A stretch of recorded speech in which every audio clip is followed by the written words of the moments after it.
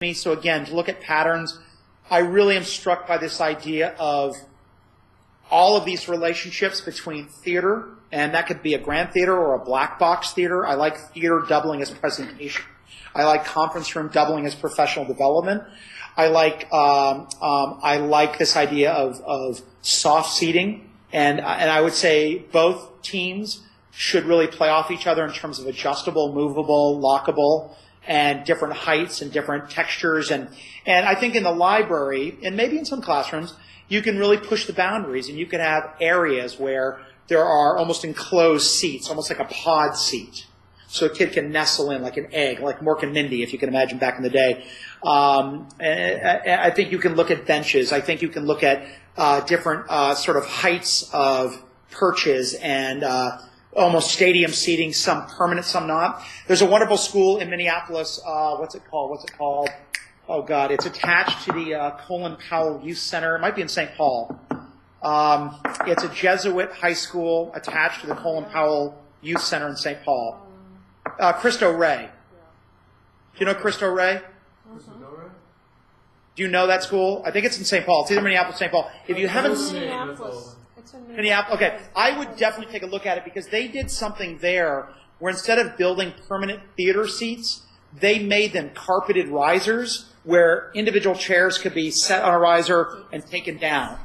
So you could be a very formal theater with the stage, but kind of down. Like what you said, you want a computer lab where seating is higher than the teacher, facing the teacher. They did that so that the chairs could be removed and kids could just sit for advisory or an all-grade arrangement or just hanging out. And they can make it much more formal by putting chairs in so it really you're sitting like a theater.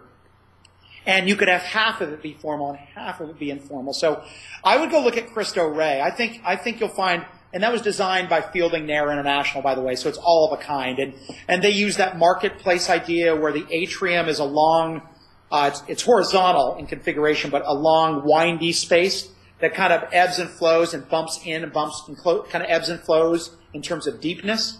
And it arranges the school side next to the community center. So it acts as a way to align those. So it kind of plays off that atrium, I think, and it's right down the street. So I would go see it. And it's a Jesuit school. So it has very traditional understanding of how spaces are used.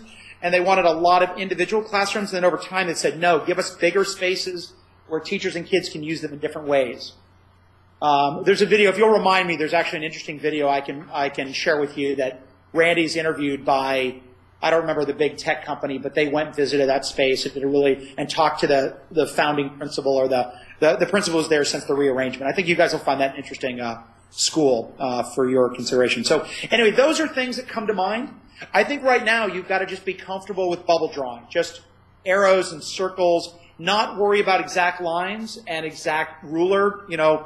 Don't fall prey to that kid in Dead Poet Society that had to have a perfect horizontal line, a perfect vertical line. Just circles and arrows and amoebas and weird shapes, and think in terms of relationships more than perfect space. Does that make sense? Yep. And I would, when you get to things that you assume you know what they mean, and I'll give you an example, computer lab, storage. When you get to things where you're like, well, when I say storage, everybody knows exactly what I mean, really challenge yourself to go, well, what if somebody made me redesign storage?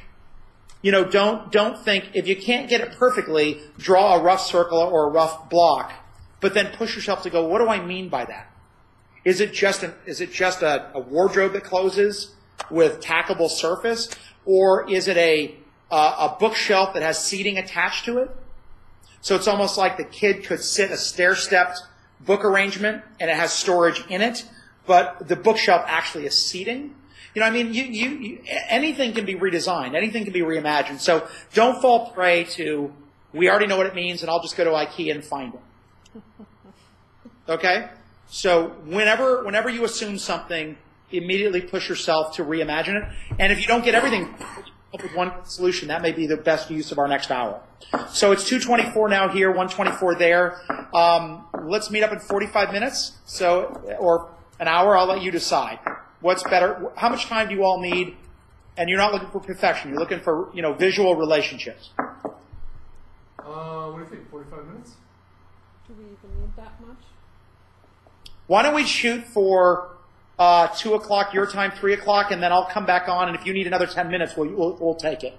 That sounds perfect. All right, that's 35 minutes, and it's like anything. If you get it done in 10 minutes, then go at it with, a really rigorous eye of, wait a minute, but don't limit yourself. Just don't creatively assume it's done. Just creatively push and push and push.